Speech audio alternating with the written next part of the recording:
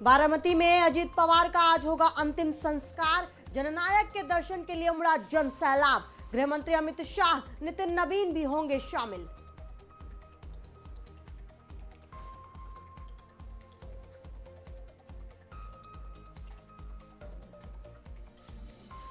गुजरात में पकड़ा गया संदिग्ध आतंकी फैजान। आतंकी फैजान से पूछताछ के लिए यूपी एटीएस की टीम अहमदाबाद रवाना। फैजान के यूपी कनेक्शन की होगी जांच।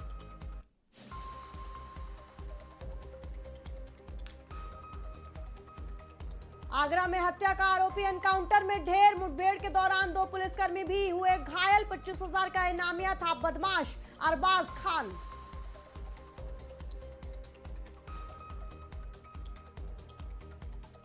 लखनऊ में सीएम योगी की अध्यक्षता में होगी यूपी कैबिनेट की बैठक। 29 प्रस्तावों पर होगी चर्चा। शिक्षकों और रसोइयों को मिल सकता है कैशलेस चिकित्सक सुविधा का तोहफा।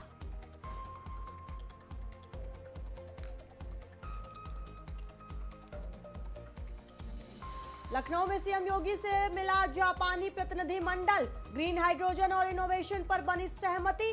दल ने की प्रदेश के स्वच्छ ऊर्जा प्रयासों की प्रशंसा।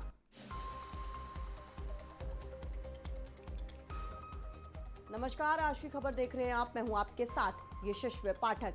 लगातार खबरों का सिलसिला बढ़ाना चाहते हैं आप, तो आप हमारे स्क्रीन पर दिए सोशल मीडिया हैंडल से भी हमारे साथ जुड़ सकते हैं। रुक करते हैं खबरों की तरफ। अजित पवार का अंतिम संस्कार आज सुबह महाराष्ट्र के बारामती में सुबह 11 बजे राजकीय सम्मान के साथ किया जाएगा।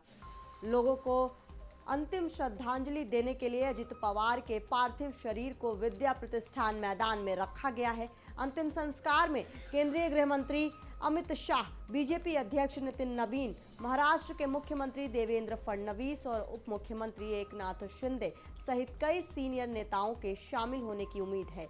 कल महाराष्ट्र के बारामती में हुए प्लेन क्रैश हादसे में डिप्टी सीएम अजित पवार का निधन हो गया था।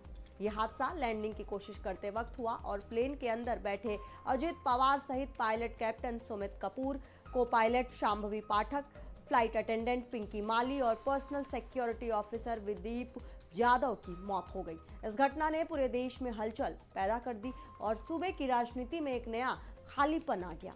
महाराष्ट्र सरकार ने 3 दिन के राजकीय शोक का ऐलान किया है। नागरिक उड्डयन मंत्रालय के तहत काम करने वाली एएआईबी हादसे की जांच कर रही है। इसके साथ ही पुलिस ने आकस्मिक मौत की रिपोर्ट का मामला दर्ज किया है।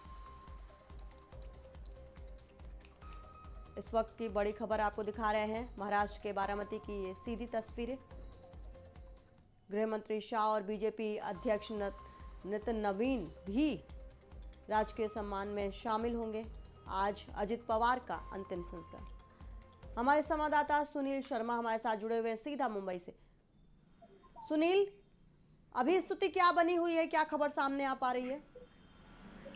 जिस तरह देखा जाए कि बारामती के लैंडिंग के दौरान हुए विमान हादसे में महाराष्ट्र के सीएम अजित पवार सहित 5 लोगों की मौत हो गई थी। सूबे की सरकार में 3 दिन की राजकीय शोक रखा है, ऐलान किया है।